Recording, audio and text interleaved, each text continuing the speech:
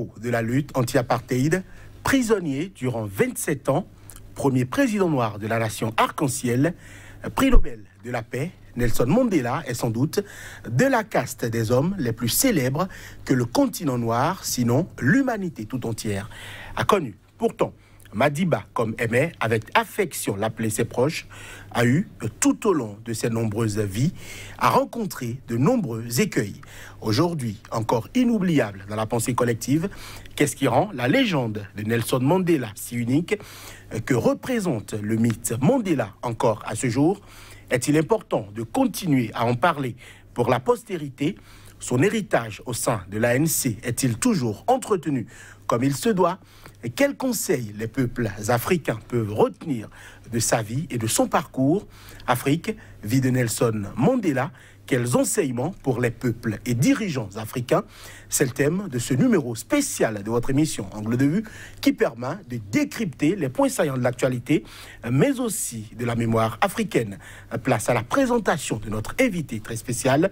On revient juste après l'intermède. Avec moi pour animer cette émission, Landry Salano, bonjour. Bonjour, Johannes Toanou, merci aussi d'accepter, merci d'être également sur ce plateau. Et vous parlez d'ailleurs de l'invité, il s'agit du coach Patrick Armand Poyon. Bonjour coach. Bonjour. Vous êtes professeur émérite en coaching intégral, président de l'Ordre des coachs en développement intégral, président également de l'association Fiat Monde et puis le président directeur général de ATQM SA. Merci d'accepter notre invitation pour parler, disons, de cette icône dont parlait tout à l'heure Johannes Toanou. Merci une fois encore de répondre à notre invitation. Tout le plaisir est pour moi. Alors, coach Armand Poyon, Nelson Mandela, évidemment célébré en Afrique également au-delà du continent, décédé à 95 ans. Alors, selon vous, y a-t-il, ou j'avais dit, y avait-il donc des éléments de son enfance qui le prédisposaient à avoir justement ce destin adulé dans tout le monde? Je dirais oui et non. Oui, parce que il a eu la chance de naître dans une contrée où il y a des rites initiatiques pour les enfants.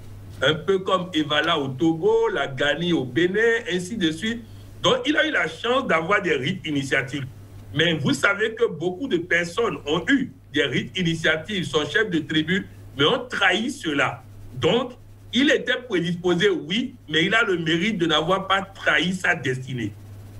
Patrick Armand Poyon, d'abord la lutte pacifique contre l'oppression, puis la lutte clandestine, après l'interdiction de l'ANC et la prise des armes. Ce parcours a-t-il été, selon vous, à la base de la constitution du mythe Mandela? Non, je crois que le mythe Mandela a été beaucoup plus construit par l'après tout ça. Parce que si Nelson Mandela était resté seulement le gars qui a mis des bombes, le gars qui a fait des attentats, le gars qui s'est battu, le gars qui s'est retrouvé en prison, je ne suis pas sûr qu'on aurait eu ce grand mythe que nous avons aujourd'hui. Parce qu'au-delà du mythe Mandela, c'est un mythe planétaire. Il y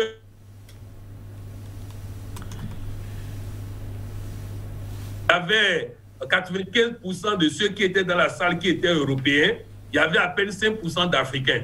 Donc, pendant que les Africains suivaient le film, ils pleuraient. Donc, à la fin du film, on a allumé la lumière, donc, sans prévenir. Donc, les Africains avaient honte qu'on les trouve en train de pleurer et ils se rendent compte que même les Européens pleuraient d'émotion. Et ils leur ont répondu, vous croyez qu'il appartient à l'Afrique, il appartient à nous tous.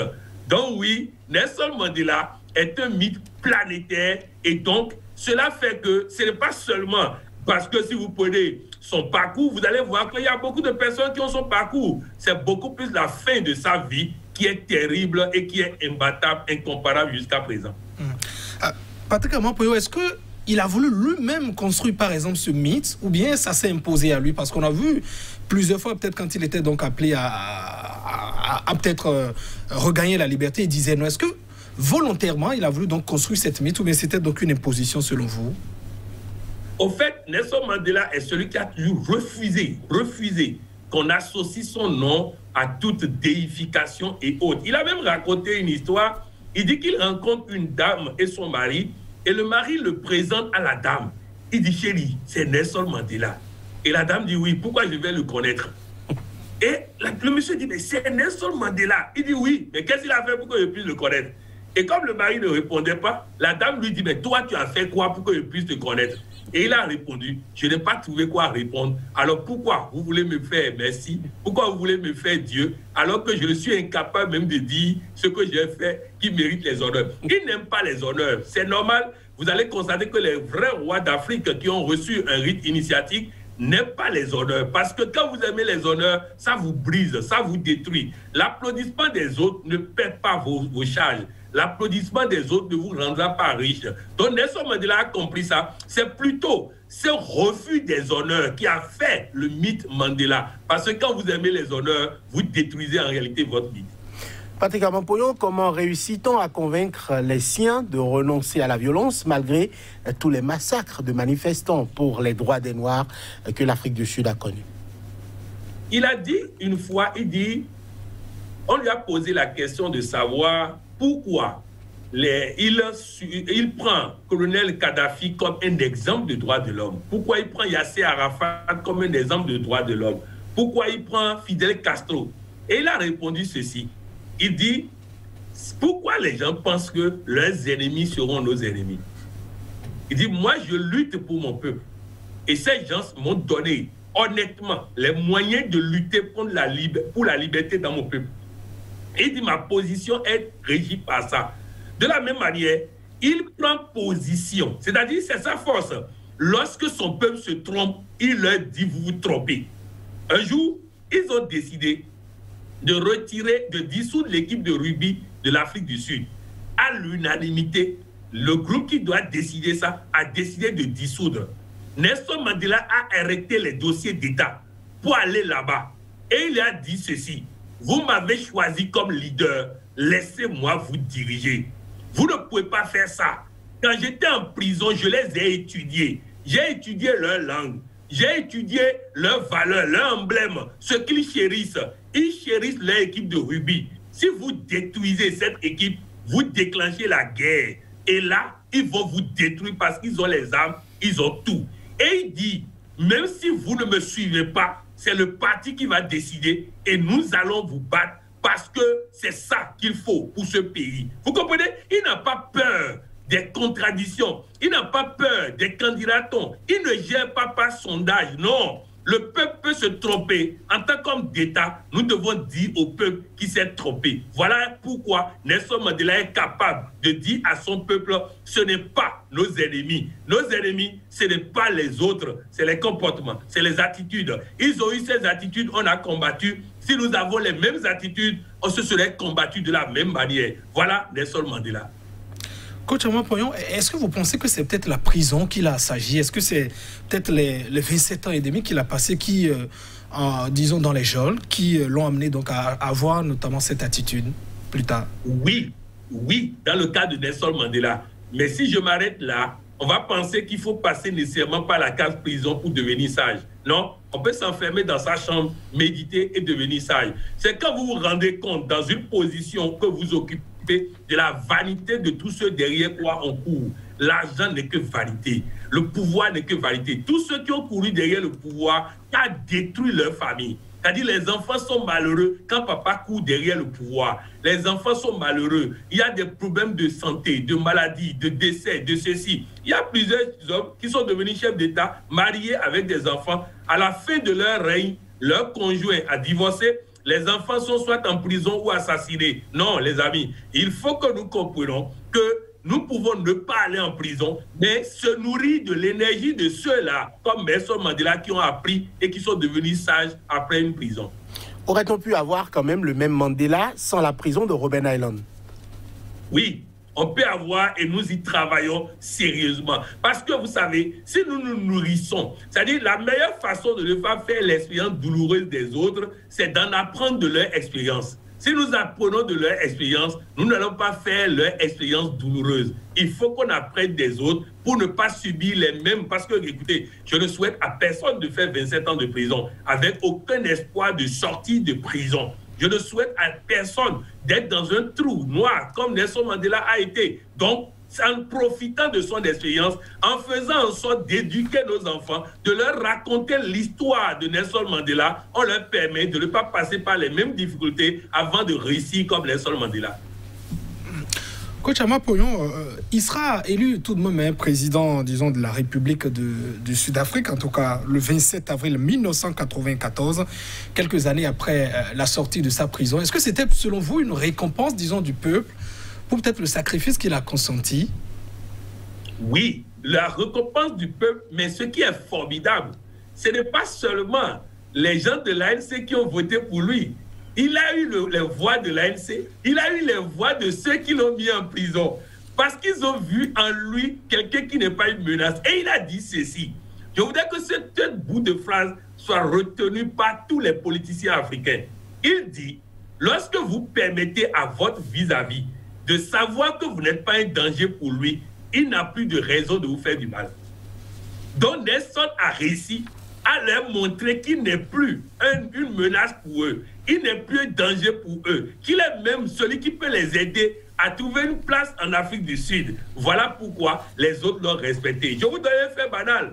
Lorsque Nelson Mandela est devenu un président, il s'est retrouvé avec des gars de corps qui ont la même couleur de peau que lui. Il dit c'est pas normal. Il dit l'Afrique du Sud a plusieurs personnes différentes de plusieurs couleurs de peau. Lorsqu'on me voit et on voit seulement les gens de ma race derrière moi, on me voit président d'un camp. Il faut que derrière moi, on voit tout le monde. Et ainsi donc, il est allé chercher des gars de corps qui étaient chargés de le tuer. Il en a fait ses propres gars de corps. Et avec son caractère et son comportement, il en a fait des gens prêts à mourir pour lui. Voilà Nelson Mandela. C'est vrai, à sa sortie de prison, disons, le soutien était véritablement important. On essayait donc de l'aduler. Mais pourtant, la haine, disons de certains Sud-Africains à la peau blanche demeurait tout de même, hein, coach Amapoyon. Oui, demeurait parce qu'il fallait du temps. Il fallait du temps. Et aujourd'hui, vous ne verrez pas celui-là, Afrikaner et autres, qui ne regrettent pas Nelson Mandela. Ils doutaient, ils avaient peur, ils voulaient voir. Et il a dit lorsqu'il était président, il dit, les autres ont peur de nous. Nous, on a peur des autres. Il faut que je travaille à faire arrêter ça. Et c'est le jour où l'Afrique du Sud a pris la Coupe du Monde de rugby et que les gars de corps de poulet clair et les gars de corps de poulet afro se sont jetés dans les bras l'un de l'autre. Oui, il avait atteint sa mission. Il n'y avait plus de clivage dans son pays. Et je crois qu'il a réussi ça. Nous parlerons de sa succession par la suite. Mais il a réussi à ce que les camps n'aient plus peur les uns des autres. Justement, Patrick Amapoyon, l'un des plus grands couronnements de sa carrière de chef d'État fut donc ce sacre de l'Afrique du Sud à la Coupe du Monde de rugby en 1995 contre les All Blacks, la Nouvelle-Zélande qui est considérée comme la meilleure équipe de tous les temps. Et quel fut son impact sur ce sacre, selon vous? Ah, important, hein? Vous savez, lorsque je commence les formations de coaching, je passe le film Invictus pour que les coachs comprennent que même le chef de l'État est en réalité le coach de l'équipe pour que l'équipe puisse gagner. Vous savez, nous avons longtemps confondu l'entraîneur qu'on a appelé par abus de langage coach. Lui, c'est un technicien. C'est-à-dire, il est chargé d'apprendre aux joueurs à jongler le ballon, à faire des passes, à bien se positionner sur le terrain. C'est ça son boulot. Mais il y a quelqu'un qui doit préparer le mental des joueurs. C'est ça qu'on appelle un coach. Et Nelson Mandela l'a fait. Lorsqu'il amène les joueurs à visiter une prison, alors que tous les techniciens de football vont vous dire qu'il faut être sur le terrain en train de jouer. Lorsqu'il amène les joueurs à aller dans les écoles, s'amuser avec les enfants afro, alors qu'on va vous dire qu'ils doivent être en train de faire échauffement. Ouais, il a compris que c'est d'abord dans la tête qu'on gagne un match. Et c'est ça qu'il a fait. Et je vais vous raconter un événement. Le ministre du Sport est venu lui dire, Monsieur le Président, tous les experts disent que nous ne dépasserons pas les quarts de finale parce qu'il est impossible pour nous d'aller au-delà des quarts de finale. Et voici sa réponse. Tous les experts ont dit que toi et moi, nous allons mourir en prison. Et tous les experts se sont trompés. Toi, tu es ministre, moi, je suis chef d'État. Donc, de la même manière, ils se trompent tout le temps en se basant sur des choses qu'ils ont tracées depuis Mathusalem. Nous allons démontrer que nous pouvons. Pourquoi ? Parce que 1 milliard de personnes dans le monde vont suivre la finale et on ne peut pas rater ça. On ne peut pas rater cet événement. Bref, je voudrais dire à tous ceux qui m'écoutent, Quand vous avez une raison de réussir, vous réussirez. Si vous n'avez pas de raison, vous pouvez être le meilleur, vous ne réussirez pas. Nelson Mandela avait une raison. Il veut que 1 milliard de personnes voient l'équipe arc-en-ciel de l'Afrique du Sud et il s'est donné les moyens en coachant les joueurs. Je vais aller plus loin. Il se préparait, il regardait le visage des joueurs pour retenir leur nom, afin qu'en les saluant, il ne les appelle pas leur nom. Il était avec des investisseurs qui étaient avec lui pour financer l'Afrique du Sud. Et il dit aux investisseurs de s'arrêter pour regarder à la télé l'image de l'équipe de rugby, faite donc d'Afrikaners, en train de s'amuser avec les enfants des townships de Pretoria et de Johannesburg. Et il dit, cette image valent plus que tous les investissements du monde. Oh, ce monsieur a compris là où il fallait jouer. L'argent, là où il faut, va faire du bien. Mais l'argent sans l'essentiel, ça fait du mal.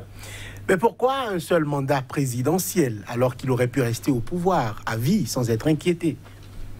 Parce que ses successeurs étaient trop pressés et ne voulaient pas se mettre à se bagarrer avec ses successeurs. Il a préféré, par sagesse, ne pas se battre avec les jeunes, en tout cas ses collaborateurs, trop pressés de devenir président. Quand on est trop pressé, on fait les erreurs que nous voyons aujourd'hui, mais il ne voulait pas, sous prétexte de vouloir éviter que les gens pressés prennent le pouvoir, donner l'impression qu'il est attaché au pouvoir. En réalité, retenez une chose, le pouvoir doit être une contrainte pour qu'on l'accepte et non quelque chose derrière lequel on court. Au-delà, évidemment, de ses successeurs qu'il voulait donc satisfaire, coach Patrick Aman-Poyon, que pensez-vous, disons, de ce que disent certains analystes, que Nelson Mandela, en choisissant toujours un mandat, était toujours dans l'optique peut-être de donner la bonne leçon aux autres chefs d'État, et toujours de construire un peu son parcours et, après toutes ces années de prison? Nelson Mandela n'a jamais voulu donner de leçons à qui que ce soit. Nelson Mandela a toujours fait ce qu'il estime être bon. Il quitte à chacun de pouvoir apprécier. Il fait ce qu'il estime être bon. Je vous donne un exemple très simple. L'ancien président de la France, à l'époque président Nicolas Sarkozy, était en Afrique du Sud. En ce moment, Nelson Mandela était ancien président. Il décide donc de faire un tour pour rencontrer Nelson Mandela. La question que Nelson Mandela a posée, c'est pourquoi il veut me voir. Personne n'avait une raison. Il dit, je ne vais pas avoir une audience sans raison. Il a refusé l'audience. Les collaborateurs de Sarkozy ont été obligés de faire appel à Erhard Moroba Bongo pour intervenir. Lui, il a négocié, obtenu plein de financement avant d'accepter de les aider, parce qu'il est très rusé aussi. Alors, il appelle Nelson Mandela. Il appelle Nelson Mandela et il dit, grand frère, il faut le recevoir. Et Nelson Mandela dit, il veut quoi? Et il répond, il veut faire une photo avec toi, c'est tout. Il veut faire une photo avec toi. Alors Nelson dit, ok, je vais lui accorder alors la photo. Il est parti, il a fait 15 minutes. Si vous tapez sur Internet, vous verrez cette photo-là, qui a coûté beaucoup de milliards à la France, parce que Erhard Bongo, un homme dont on parlera un jour, a eu la sagesse de comprendre que quand la France demande quelque chose, il faut exiger quelque chose en retour. Bref, vous voyez, cet homme, il ne fait rien parce qu'il faut les honneurs, parce que ceci, parce qu'il faut donner des leçons. Non, il n'avait envie de donner des leçons à personne. Il voulait être simplement Nelson Mandela, un exemple pour toutes les générations. Alors, on sait que peut-être pendant ce temps, coach Aman-Poyon, disons un peu la tradition, c'était de s'éterniser au pouvoir. Est-ce que ce comportement de mandat unique qu'il a eu embêtait un peu, disons, ses compagnons, ses collègues chefs d'État de la sous-région ou bien en Afrique? Oui, ça les a embêtés, c'est pourquoi ils s'efforcent à ne pas parler, à ne pas, c'est-à-dire vivre Nelson Mandela. Ils s'efforcent, alors que Nelson Mandela a été le plus sage. Et pourquoi il a été sage? Parce qu'il a étudié ses prédécesseurs. Hein? Il a étudié ses prédécesseurs. Quand on lui a dit, pourquoi vous faites des avantages et des honneurs à des gens qui vous ont fait du mal, il a répondu, parce qu'ils ont toujours les armes. Si je ne le fais pas avec eux, ils vont me tuer comme ils ont tué Sankara et autres. Vous comprenez? Il a étudié les erreurs des autres. Il a étudié ce que les autres n'ont pas su faire. Et il a corrigé tout ça. Au lieu de rester dans l'émotion, il a choisi d'apprendre. En apprenant, il a fait ce qu'il faut. Donc, c'est vrai, ça embête les chefs d'État, ça embête beaucoup de personnes, mais s'ils peuvent comprendre Nelson Mandela, ils auront une bien meilleure vie. Il y a une belle vie après la fonction de chef d'État. Je vous donne un exemple très simple. J'étais à Bamako où j'ai rencontré l'ancien président Moussa Traoré, paix à son âme aujourd'hui. Quand je l'ai rencontré, il se plaignait du fait que le gouvernement l'a abandonné.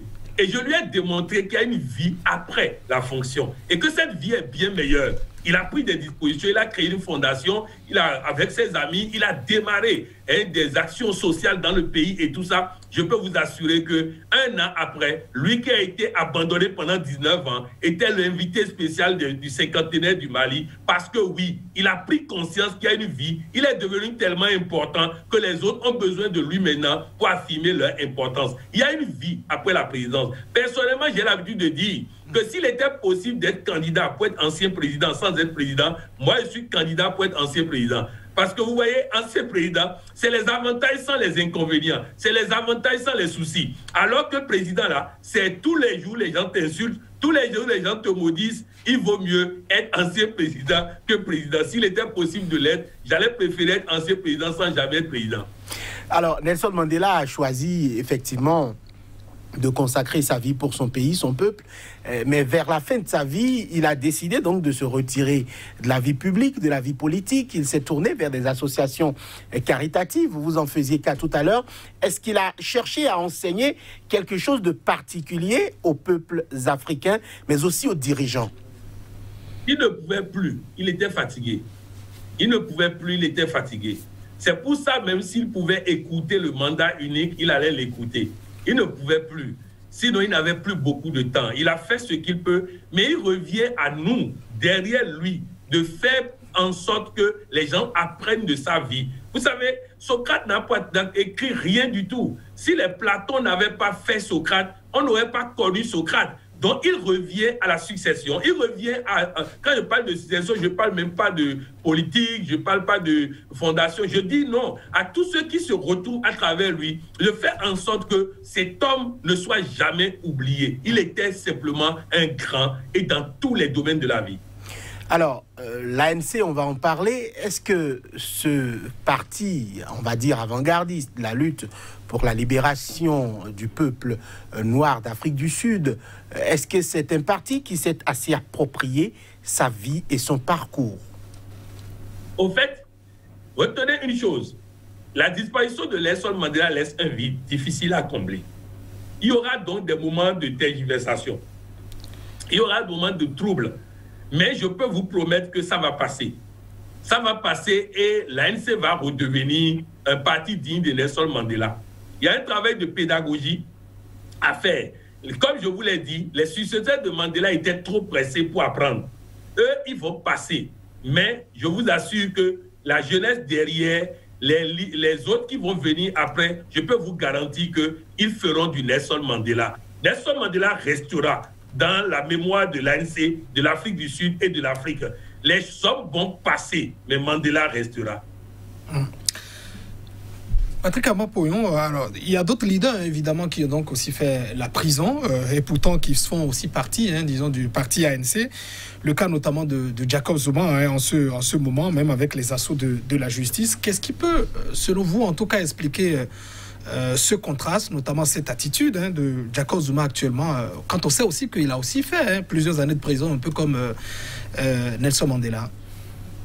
En fait, quand les gens vont en prison, c'est qu'est-ce qu'ils ont fait de ce temps en prison qui est important.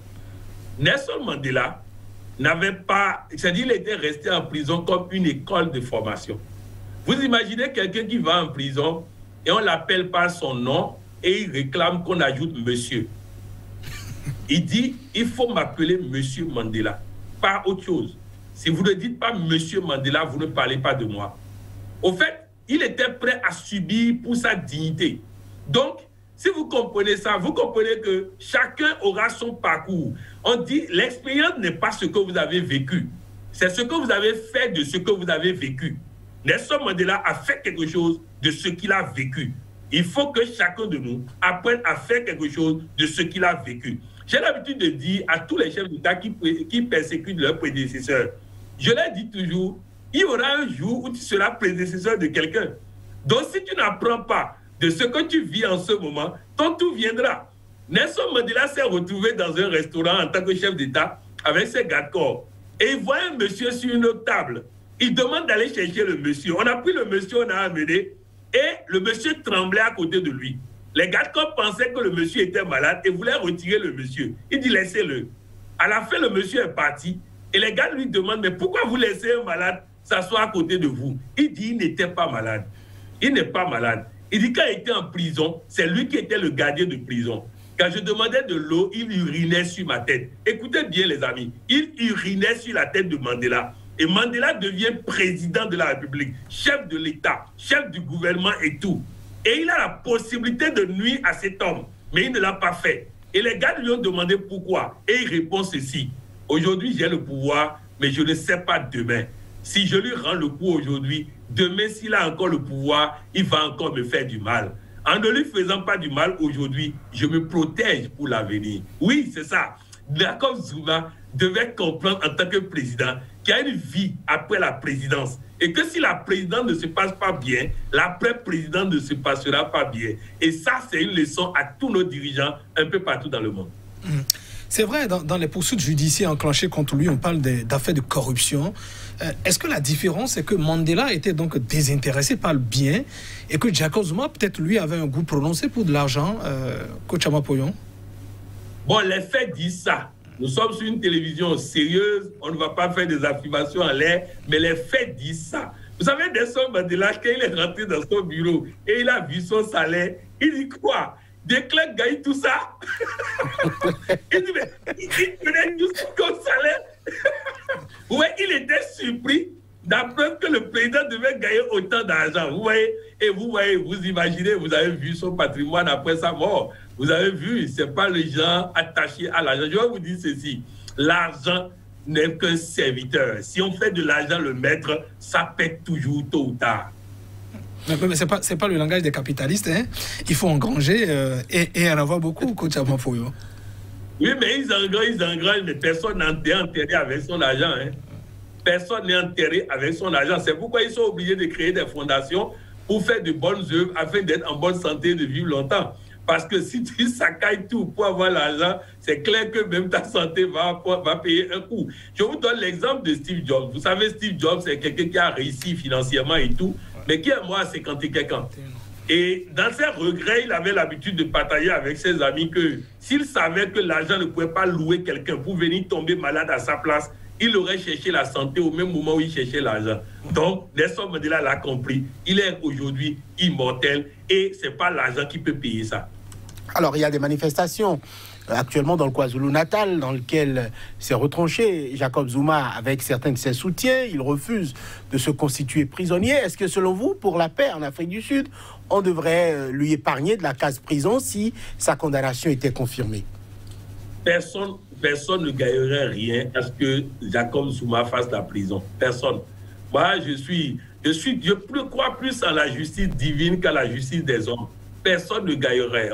On n'a qu'à éviter des vies, de sacrifier des vies. On n'a qu'à éviter de dépenser trop d'argent. Tout le monde sait ce que Jacob Zuma a fait, même si on ne le sanctionne pas. Je crois que le fait même qu'il a pris le pouvoir, le fait qu'on l'a destitué, tout ça, est déjà une sanction. Mais si on va aller dans le KwaZulu-Natal chercher Jacob Zuma avec tous ces Zoulous, tous ces guerriers traditionnels, tout ça, je n'imagine pas le nombre de morts qu'il y aura. Moi, personnellement, je ne suis pas dans la logique de ces gens de justice où il faut que quelqu'un aille nécessairement en prison, tout ça. Non, encore que Jacob Zuma en prison, imaginez le budget pour la sécurité de cette prison. Dépensons de l'argent pour l'essentiel et surtout, laissons Dieu régler ses comptes. Patrick Amapoyon, quelque part, l'État ne se retrouve-t-il pas quand même fragilisé dans son fonctionnement? Quand quelqu'un vole un cabri, on le prend, on le jette en prison. Quand quelqu'un va vandaliser un domicile, commet des méfaits, on le prend, on le jette en prison. Mais une personnalité qui est accusée d'avoir distrait des milliards de ressources de l'État qui se retrouve dans cette situation-là, est-ce que ce n'est pas aussi pour l'exemple et pour le bon fonctionnement de l'État qu'il puisse être mis devant ses responsabilités? Si vous cherchez l'histoire africaine, vous constaterez qu'il n'y avait pas de prison. L'Afrique ne connaît pas prison. C'est les Européens qui nous ont amené prison. Et la prison, vous savez ce que c'est? C'est l'université de formation des grands délinquants. Lorsque quelqu'un vole un cabri, on l'amène là-bas, il apprend à braquer sur la route. C'est une bêtise que les autres nous ont amené dans l'histoire africaine. Je suis en train de vous restituer une thèse, la thèse du professeur du colonel Jean-Pierre Bayala du Burkina, qui a fait une thèse là-dessus. Il n'y avait pas de prison dans l'histoire africaine. Il a dit, lorsque vous entendez qu'il y a un braquage quelque part, cherchez parmi les gens qui sont sortis de prison les 6 derniers mois et vous trouverez parmi eux les braqueurs. C'est ça. C'est-à-dire qu'en réalité, nous avons tout perdu. On est allé se perdre dans des trucs comme ça. Qui gagne à ce que Jacob Zuma soit en prison? Qui gagne à ce que ce jeune-là qui a volé poulet au quartier, qui gagne à ce qu'il aille en prison? Les amis, nous devons revenir à nos réalités endogènes. Et c'était ça, la force de Nelson Mandela. Il n'a pas eu le temps de corriger tout ce qu'il a à corriger. L'Afrique, son développement doit être au passé recomposé. Nous devons recomposer notre passé pour mieux vivre, au lieu de chercher à copier les autres. Même les autres que nous avons copiés. Vous allez en France aujourd'hui, les juges font tout pour que personne n'aille en prison. On parle de condamnation par suicide au maximum pour que les gens n'aillent pas en prison. Parce que la plupart de ceux qui ont écrit le droit pénal français avaient fait la guerre et la prison lors de la Deuxième Guerre mondiale. Donc, ils savent combien c'est difficile la prison. Franchement, ce n'est pas ça que nous devons souhaiter. Travaillons à ce que, autant que Jacob Zuma, celui qui a volé poulet, qu'il travaille pour l'État pour rembourser. Vous voyez les Chinois, ils viennent en Afrique, ils prennent les chantiers, ils prennent les prisonniers chinois pour venir travailler pour payer leur peine. Ils travaillent pour payer leur peine. Donc, c'est productif pour l'économie. On les fait travailler, travaux forcés. Mais aujourd'hui, on met les gens en prison, on les nourrit, on les sécurise. Ça coûte encore de l'argent. Ça coûte de l'argent à la justice. Nous devons avancer et surtout tirer leçon de notre passé. Personne ne gagne à ce que quelqu'un aille en prison. Coach Poyon, la loi, c'est quand même la loi, même si elle est due. Est-ce que ça n'est pas un défi quand même pour tous ceux qui voudraient donc évidemment voler davantage et vider les caisses de l'État? Disons à ceux qui veulent voler, si vous volez, vous allez travailler gratuitement et forcer pour l'État. Ça, c'est dissuasif. Vous savez, la Côte d'Ivoire a vécu autant de corruption que beaucoup de pays de la sous-région. Mais la Côte d'Ivoire s'est développée. Pourquoi? Parce que Félix Houphouët-Boigny a mis des conditions pour que celui qui vole et investit en Côte d'Ivoire soit moins puni que celui qui vole et va mettre ça dans des comptes en Suisse. Ouais, il était intelligent. C'est des gens qui sont intelligents, qui ne suivent pas bêtement ce que les autres disent. Nelson Mandela dit, prenez position, ne suivez pas les autres. Et surtout, retenez une chose, un état de loi n'est pas un bon état, c'est un état de droit qui est un bon état. Et quand on dit droit, on dit des lois qui sont conformes à notre culture, des lois qui sont conformes à nos valeurs, des lois qui sont conformes à nos pratiques. Si nous faisons ça, nous aurons un état de droit et non un état de loi. On a vu Jacob Zuma, juste comme, en tout cas, après, j'allais dire ce week-end, pratiquement danser, célébrer, en tout cas, le fait qu'il ne soit donc pas allé en prison. On le voit peut-être davantage s'égosier, coach Patrick Poyon. Lui, peut-être qu'il sent qu'on ne va quand même pas le toucher. Il est devenu intouchable dans la République. Est-ce que c'est ce thésame que vous souhaitez quand même qu'on propage en Afrique? Non. Vous croyez que quand il danse là, sa popularité augmente? Non. Quand il danse, sa popularité chute. Est-ce que ce n'est pas un défi? Quand il danse, sa popularité chute. Quand il danse, il y a plus de personnes déçues. Quand il danse, il y a plus de personnes frustrées. Ce n'est pas tout. Deuxième chose, moi je dis que je souhaite qu'on ne mette pas des vies en danger pour arrêter quelqu'un qui s'amuse avec l'essentiel. Mais ne croyez pas que le président de l'Afrique du Sud actuel va laisser faire. Donc moi je dis, ce que l'idéal pour moi je le dis, mais je ne vois pas le président actuel de l'Afrique du Sud accepter d'être humilié comme ça et ne pas réagir. Donc, dans tous les cas, d'une manière ou d'une autre, il passera par la case prison tôt ou tard. Mais je dis, il faut une réflexion globale. Une réflexion globale pour voir. Quand j'ai dit que dans l'histoire africaine, il n'y avait pas de prison, mais il y avait des modes de sanctions. On bannissait des gens qui ne pouvaient plus revenir dans le pays. Il y a plein de situations pour sanctionner. L'humiliation, c'est beaucoup plus grave que la prison. Donc, bref, il y a plein de choses qu'on peut faire. Nelson Mandela a choisi réconciliation, vérité et réconciliation. Ça a sauvé l'Afrique du Sud. S'il avait, dans son temps, cherché à arrêter tout le monde, comme on veut arrêter Jacob Zuma, vous imaginez ce que serait l'Afrique du Sud aujourd'hui. Coach Patrick Ama, Pouillon, on a vu la Cour constitutionnelle, disons, du pays décider de réexaminer cette décision de Jacob Zuma, disons le 12 prochain. Est-ce que vous partagez l'avis de certains analystes qui estiment que dans les coulisses, beaucoup de chefs d'État sont sans doute intervenus, peut-être pour dissuader l'actuel président sud-africain? Oui, ils l'ont fait et c'est souhaitable. Hein. C'est souhaitable que la diplomatie n'attende pas les catastrophes. C'est souhaitable. Mais je crois que ils n'ont qu'à trouver une porte de sortie qui arrange tout le monde. Parce que, je vous assure, vous savez, quand on parle de KwaZulu-Natal, quand on parle de là où il est, quand on parle des chasseurs traditionnels, c'est pas facile, c'est pas aisé.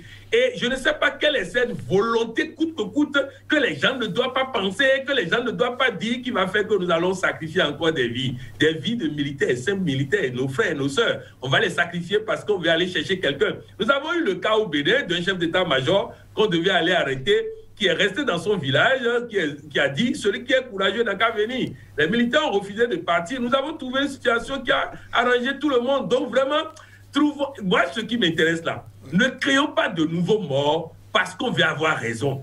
Ne créons pas de nouveaux morts parce qu'on veut faire le convenable, le politiquement correct. Non. Moi, je crois qu'une condamnation, comme ça se fait sous d'autres cieux, une condamnation de Jacob Zuma par sursis, c'est déjà quelque chose. Il faut peut-être le condamner, mais ce monsieur de 79 ans qu'on va mettre en prison, qui va mourir en prison, on gagne quoi? Moi, je ne sais pas. Surtout, exigeons le remboursement. Le plus important, c'est que l'argent volé retourne dans les caisses. Voilà, Patrick Pouillon, la crise est aussi présente au sein de l'ANC entre partisans de Zuma et partisans donc de Cyril Ramaphosa, l'actuel président. Le parti de Nelson Mandela est-il dans une spirale qui peut conduire à sa perte? On a l'impression que à chaque élection, certains fiefs donc qui étaient des bastions intouchables de l'ANC sont en train d'aller vers d'autres partis, notamment le parti de Julius Malema. On voit qu'il y a comme, je dirais, une érosion au sein même du patrimoine et des fiefs électoraux de l'ANC. Est-ce qu'il n'y a pas une crise qui peut amener à la chute de l'ANC? L'ANC n'est pas le seul parti qui se réclame de la vision de Mandela. Absolument. Donc c'est normal que l'héritage de Mandela soit partagé entre les partis politiques. Et ça n'a rien à voir avec Mandela. Mandela a été que ANC, mais la vision de Mandela est partagée par Julius Malema, par même les partis d'opposition se réclament pour une bonne part des actions de Mandela. Vous verrez rarement un parti africaner aujourd'hui en Afrique du Sud. Donc, Nelson Mandela est en réalité le leader moral de tous ces partis politiques. Donc, on ne doit pas être gêné de ça. On ne doit pas être gêné de ça, que la clarification se fasse, parce que ça va être bon pour la démocratie, qui n'est pas un monstre appelé ANC qui broie tout sur le chemin, et que le jeu s'équilibre. Mais le plus important, c'est qu'au-delà de l'ANC, la plupart des partis en Afrique du Sud se réclament de l'héritage de Nelson Mandela. Voilà qui est clair. Alors, aujourd'hui, Nelson Mandela ne vit plus. Il s'est éteint depuis 2013 à 95 ans. Est-ce que, selon vous, sa vie aura laissé beaucoup d'enseignements? Déjà, au niveau de sa famille, je voudrais qu'on en parle. Sa filiation, notamment, on a eu l'impression que peut-être son absence n'a pas forcément arrangé les choses. Oui, je crois que si c'était à refaire, Nelson Mandela aurait fait ce qu'il a fait à la fin, négocier pour sortir beaucoup plus tôt. Je crois qu'en faisant l'erreur de rester dans une logique jusqu'au boutiste qui ne savait même pas qu'il pouvait sortir un jour, je crois que cette démarche a fait qu'il n'était pas à la maison. Vous savez, si nous réclamons aujourd'hui la présence des parents à la maison, vous comprenez que ce n'est pas là que nous allons souhaiter qu'un parent soit absent. C'est pourquoi j'en appelle à la sagesse de tous les chefs d'État africains qui, par leur comportement, leurs décisions, font que certains parents ne peuvent pas voir leurs enfants. C'est quand même difficile, c'est grave. Et je voudrais inviter à ce que nous n'oublions pas ça. Nous puissions permettre aux enfants de voir leurs parents. Donc, bref, si Nelson Mandela était à la maison, il aurait mieux encadré sa famille. Ce n'est pas en envoyant une seule lettre à sa famille une fois par an qu'il va éduquer sa famille. Mais aujourd'hui, sa descendance peut en apprendre de son histoire, peut en apprendre de son parcours pour incarner Nelson Mandela à travers leur comportement. Comme je l'ai dit pour l'ANC, il y aura une phase de transition, mais je peux vous promettre que la racine est là et que tôt ou tard, les enfants de Mandela seront dignes de Mandela. Il y a aussi dans sa vie privée, il y a eu beaucoup de remous, notamment à sa sortie de prison. Il y a eu beaucoup d'affaires qui sont sorties, des affaires où on a parlé d'assassinat, des affaires où on a parlé de tromperie, de duperie. Sa vie privée a parfois été querellée, parfois étalée. Il a changé d'épouse aussi. Est-ce que tout cela aussi participe de ce qu'il représente, ou ce sont des erreurs d'un homme qui, on va dire, reste humain, perfectible, il y a des failles? La force de Nelson Mandela a été de choisir de ne pas répondre. La force de Nelson Mandela a été de choisir de ne pas répondre parce que, en voulant répondre, il va salir des personnes.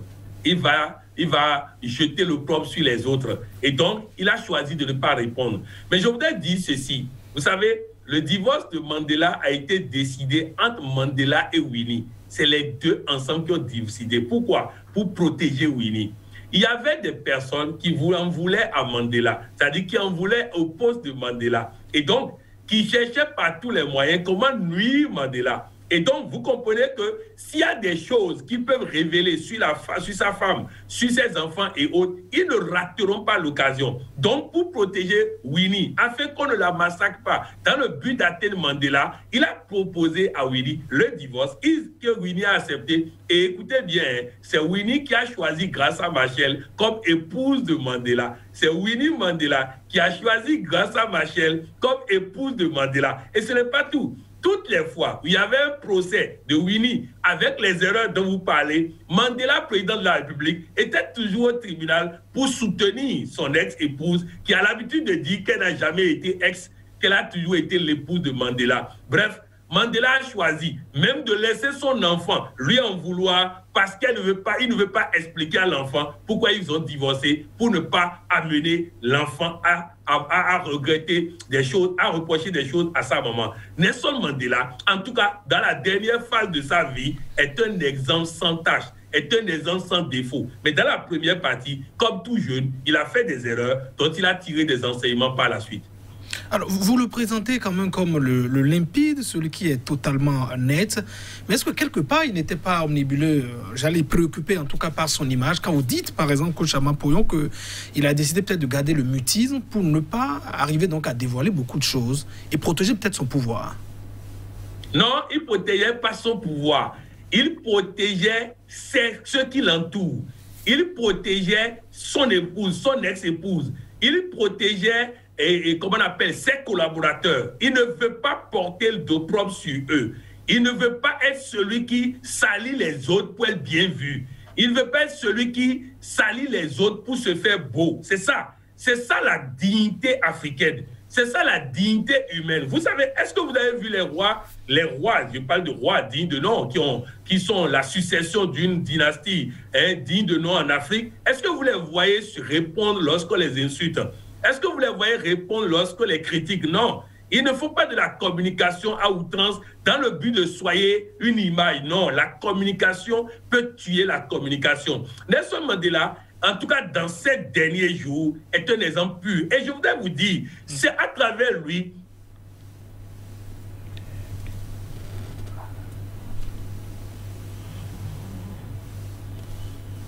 patriarche, je parlais de El Khadoma Bongo, de parler de Félix Houphouët-Boigny, vous allez constater que leur particularité, c'est qu'ils sont chefs de tribu. Et en étant chefs de tribu, vous voyez, ils ne cherchent pas. Et je voudrais vous donner même une phrase de El Khadoma Bongo avant son décès. Il a réuni ses collaborateurs et il leur dit ceci: je suis convaincu que quand vous et moi, on va mourir, Dieu va nous punir parce que nous n'avons pas fait ce qu'il nous a demandé à la tête de ce pays. Vous imaginez?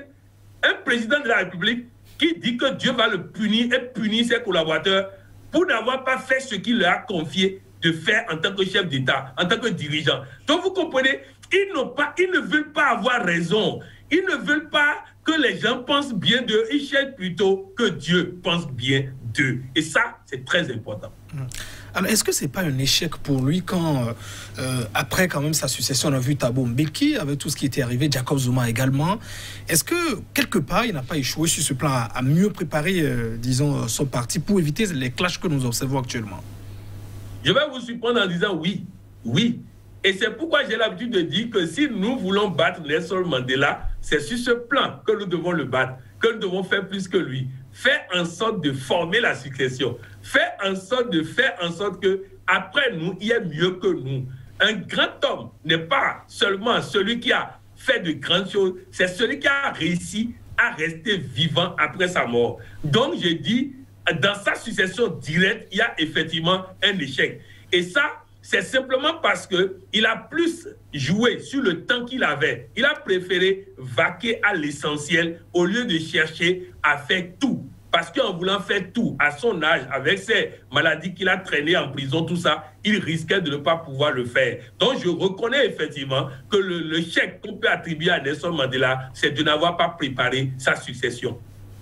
Patrick Aron-Poyon, au niveau de sa famille aussi, notamment avec son ex-épouse Winnie Mandela, beaucoup estiment qu'elle a été son épouse, certes, mais qu'ils n'ont quasiment jamais vécu ensemble 27 ans de prison. Quelques rares fois, elle pouvait le voir. Elle-même a connu la prison plusieurs fois. Elle a été torturée aussi. Est-ce que tout cela n'a pas quand même occasionné, sinon aidé à la faillite qu'ils ont essayé de gérer selon vos explications? Effectivement, vous savez, est-ce que vous savez que Winnie Mandela est un modèle pour moi autant que Nelson Mandela? Vous savez, en Afrique, on a tendance à se focaliser sur les erreurs d'un homme ou d'une femme et à ne pas reconnaître la valeur de la personne. Vous imaginez une jeune fille qui épouse un monsieur, le monsieur va en prison et elle doit porter seule un fardeau aussi important que ça. Je voudrais qu'on trouve beaucoup d'hommes dans le monde qui ont vécu ça et qui n'ont fait aucune erreur, qui n'en fait pas. Donc bref, Winnie Mandela est pour moi un exemple au même titre que Nelson Mandela. C'est une femme formidable pour laquelle j'ai beaucoup de respect, beaucoup de considération, beaucoup de choses là. Mais c'est-à-dire l'erreur fait partie. Je crois que c'est Nicéphore Soro qui a dit que les intellectuels fatigués pensent que non, il dit seul celui qui ne fait pas celui qui ne fait rien ne fait pas d'erreur. Seul celui qui ne fait rien ne fait pas d'erreur. Combat tout un régime en tant que femme, mais c'est pas sans erreur. Donc bref, c'est pour dire qu'il y a eu beaucoup d'erreurs, effectivement, mais comme vous l'avez dit, ces erreurs s'expliquent par le contexte, par les situations, elle a fait ce qu'il faut pour exister, elle a fait ce qu'il faut pour survivre. Je crois que si c'était à refaire, elle ne ferait pas certaines erreurs, mais elle est pour moi un modèle au même titre, bon, pas au même titre, mais elle est pour moi un modèle comme beaucoup de modèles en Afrique et dans le monde. Alors, la vie de Nelson Mandela, on l'a compris tout au long de cette émission spéciale, aura donc laissé assez d'enseignements pour l'Afrique. Est-ce que les dirigeants africains, Patrick Aron-Poyon, doivent retenir des éléments clés, sinon des éléments saillants de cette vie-là de Nelson Mandela? Non, ce n'est pas seulement des éléments clés ou saillants, hein. Ils doivent étudier Nelson Mandela. Je crois que lorsque le président Patrice Talon du Bénin a pris le pouvoir pour son premier mandat, il a pris le pouvoir un mercredi et le dimanche suivant, j'étais sur un plateau, je disais que nous avons les mêmes symptômes au Bénin à l'époque qu'à la sortie de l'apartheid. C'est-à-dire le camp Talon avait peur du camp Yaïboni, le camp Yaïboni avait peur du camp Talon. Et donc, il fallait que le chef de l'État puisse s'incarner à travers Nelson Mandela pour offrir au Bénin une autre chose. Je n'ai pas encore vu que ce deuxième mandat lui permettra de le faire. Parce que Nelson Mandela est celui qui a réussi à être le leader de tous les camps. Le leader de tous les camps. Réussir, ce n'est pas seulement battre les autres. Réussir, c'est amener les autres qui ne m'aimaient pas à se rendre compte qu'ils se trompent. On dit qu'un bon leader, c'est quelqu'un qui amène les gens à faire ce qu'ils n'ont pas envie de voter pour lui. Le jour où il a plaisir, il aurait gagné. Donc vous comprenez que dans le quotidien, je crois qu'avec ce genre de mission et la pédagogie, les dirigeants africains comprendront qu'ils gagneront à être les seuls Mandela. Qui garantit d'être enterré dans son propre pays avec tous les chefs d'État du monde qui vous rendent hommage et honneur, ou bien le chemin de Mobutu qui finit comme son pays, qui a dû fuir comme un délinquant. Donc, à chacun de choisir le chemin. Patrick Aman-Poyon, Joannès parlait tout à l'heure évidemment des éléments clés peut-être que pourraient donc retenir les chefs d'État africains. Vous l'avez dit, ils défilaient tous pratiquement pour aller prendre des images avec l'icône, mais une fois Mandela décédé, ils ont repris également leurs habitudes, certains pour continuer à s'éterniser donc au pouvoir, d'autres à toujours emprisonner leurs opposants, alors que tout le parcours, en tout cas, que vous avez décrit tout à l'heure de Mandela, contrastait avec tout cela. Est-ce que ils doivent quand même essayer de revoir un peu leur copie selon vous? Oui, on peut condamner les chefs d'État, mais on peut nous condamner aussi. On peut condamner les journalistes aussi. On peut condamner la société civile aussi. On peut condamner les intellectuels aussi. Il faut que nous répétons jusqu'à ce... Pour Mandela, mais pour bien d'autres, pour El Khadjoma Congo, pour Félix Houphouët-Boigny, pour Sékou Touré, pour Lumumba, pour Kaba, pour Babemba, pour Modibo Keïta. Vous voyez, on a des valeurs en Afrique. Il faut propager ces valeurs. La mondialisation, ça ne fait que commencer. Il faut que nos chefs d'État comprennent qu'ils gagneraient à imiter ces hommes de valeur qui ont gouverné l'Afrique. Mais si nous leur jetons les pierres, sans jeter des pierres à nous-mêmes, nous n'allons pas nous en sortir. Nous avons tous une responsabilité dedans. Il faut des débats, il faut des émissions, il faut enrichir l'inconscient collectif des exemples.